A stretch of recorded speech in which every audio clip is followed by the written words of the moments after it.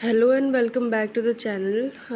पिछली वाली वीडियो में हमने काफ़ी सारा सिलेबस कवर कर लिया था, बट अभी हमारा ना बीच में रह गया था ये सेक्शन बी का 2021 CCSU यूनिवर्सिटी का प्रोग्रामिंग प्रिंसिपल एंड एल्गोरिदम का पेपर।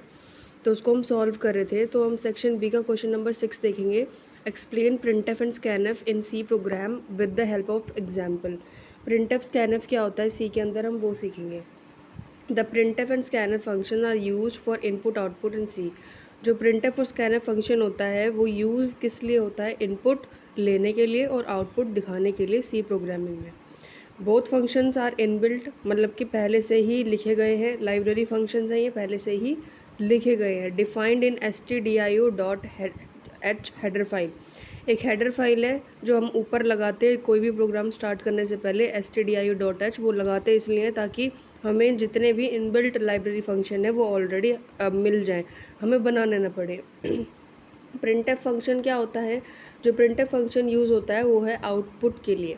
ठीक है, it prints the given statement to the console. Console के अंदर आप प्रिंटफ के अंदर जो भी स्टेटमेंट लिखोगे, जैसे मैंने प्रिंटफ के अंदर लिख दिया हेलो वर्ल्ड, तो प्रिंटफ के अंदर जो भी मैं लिखूँगी हेलो वर्ल्ड वो कंसोल में प्रिंट हो जाएगा। तो ये काम करता है प्रिंटफ स्टेटमेंट। जो सिंटैक्स है प्रिंटफ फंक्शन का वो आपको नीचे दे रखा है। प्रिंटफ फॉर्मेट स्ट्रिंग, ठीक है, अगर कोई स्ट्रिंग है या फिर आप परसेंटेज डी ये सब वगैरह करवाना चाहते हो तो आप वो लगाओ। और आर्ग्यूमेंट लिस्ट, और जो आपको लिखना है, जो आपको प्रिंट करवाना है कंसोल पे, आप वो लिखोगे। फिर आता है स्कैनफ फंक्शन। स्कैनफ फंक्शन क्या किस लिए यूज़ होता है, इनपुट के लिए, कि यूज़र से इनपुट लेने के लिए स्कैनफ फंक्शन यूज़ होता है। It reads the input data को रीड करेगा कंसोल से।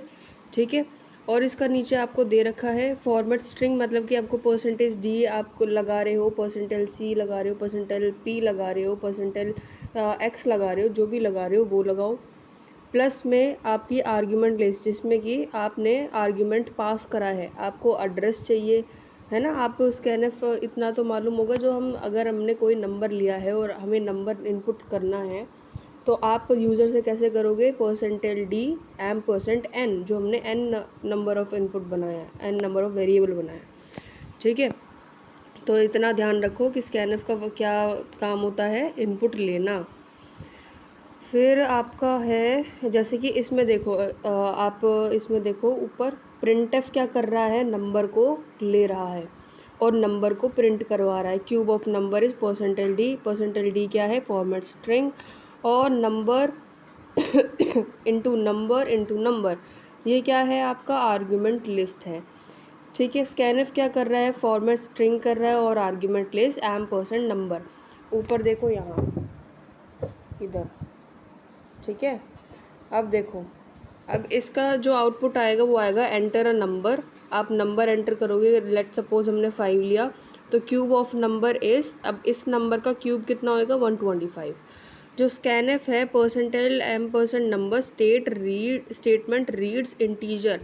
क्या कर रहा है, ये स्टेटमेंट रीड कर रहा है इंटीजर नंबर को कंसोल से, and store the given value in number variable, और नंबर वेरिएबल में अपनी जो वैल्यू है उसको स्टोर करा रहा है। अब जो प्रिंटफ है वो cube of number is percentile D number into number, ये क्या कर रहा है, statement print the cube of number two on the console. जो ये स्टेटमेंट है वो प्रिंट करवा रहा है क्यूब ऑफ नंबर को कंसोल पर। सिंपल, अगर नहीं आता है ना, क्योंकि बीसीए वाले बच्चे जानते हैं कि इतनी जल्दी किसी को भी समझ नहीं आता, एक दो बार दोबारा से रीड करना पड़ता है जब दिमाग में कुछ जाता है। तो अगर नहीं आ रहा है तो कॉन्ग्रेचुलेशन कि आप सही ट्रैक पे जा रहे हो, तो एक दो बार इसको पढ़ लेना, आ जाएगा। फिर है आपका question number 7, explain the different steps use to solve any problem. ठीक है, एक सेकेंड। प्रॉब्लम सॉल्विंग टेक्निक हमको बतानी है कि क्या कौन कौन सी प्रॉब्लम सॉल्विंग टेक्निक होती है। तो sometime it is not sufficient just to cope with problem. कभी कभी ऐसा हो जाता है कि ऐसा नहीं होता कि हम कभी कभी प्रॉब्लम्स के साथ ही अटके रह जाएं। ठीक है, कोप मतलब कि आपस में सुलह करके बैठ ही जाना। ठीक है, सुलह नहीं करना, मतलब एक तरह से बैठ ही जाना, कोप करना, बस उसको सहते रहना। We have to solve that problem, हमको वो जो प्रॉब्लम है उसको सॉल्व करनी पड़ती है। Most people are involving to solve the problem. कुछ लोग ऐसे होते हैं जो प्रॉब्लम के अंदर ही इन्वॉल्व हो जाते हैं उसको सॉल्व करने में। These problem are occur while performing small task. ये जो प्रॉब्लम होती है वो आती है जब आप किसी छोटे या बड़े टास्क को या छोटे बड़े डिसीजन को परफॉर्म करते हो। Here are some basic step. ये अभी आपको बेसिक स्टेप दे रखे हैं किसी भी प्रॉब्लम को सॉल्व करने के लिए। सबसे पहला है आइडेंटिफाई एंड डिफाइन प्रॉब्लम। सबसे पहला स्टेप क्या होता है कि आप आइडेंटिफाई करोगे प्रॉब्लम की। देखो आपके पास प्रॉब्लम बहुत सारी है, तो किसी भी एक प्रॉब्लम को आइडेंटिफाई करो जो कि आपकी फर्स्ट प्रायोरिटी है। तो explain your problem clearly as possible as you can, कि आप अपने आप को वो प्रॉब्लम को क्लियरली समझो कि क्या क्या प्रॉब्लम आ रही है।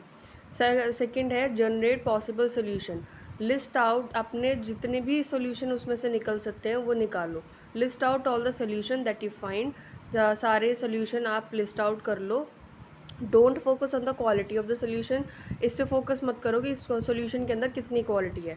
Generate the maximum number of solution. Maximum number of solution को जनरेट करो, ठीक है, without considering the quality of the solution. Quality मत देखो।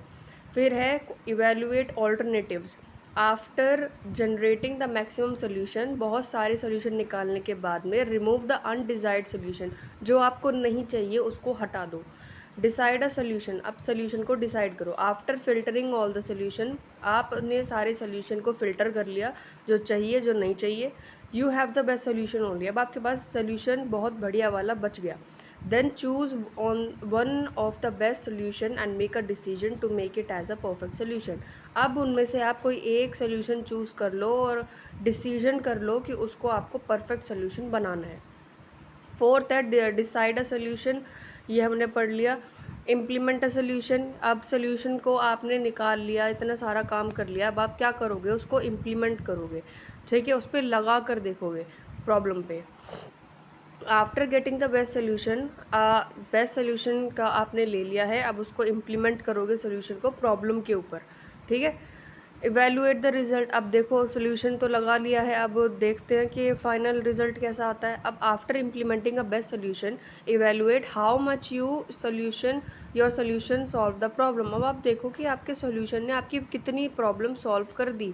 If your solution will not solve the problem, अगर सोल्यूशन ही बेकार हो गया, नहीं कर पाया सॉल्व, या उतनी नहीं कर पाया जितनी आपने चाहा था, या फिर बिल्कुल ही फेल हो गया, तो आप स्टेप 2 के साथ दोबारा से चालू करो। स्टेप 2 क्या था, जनरेट पॉसिबल सोल्यूशन। फिर आपको है question number 8, write a C program to check the whether the number is prime और नॉट। ये देखो मैं ना हर प्रोग्राम के अलग अलग वीडियो बनाऊंगी। मैंने शॉर्ट वीडियो भी डाल रखी है काफ़ी सारे प्रोग्राम्स की, अगर आपने नहीं देखी है तो आप बिल्कुल देखो अगर ज़रूरत है तो।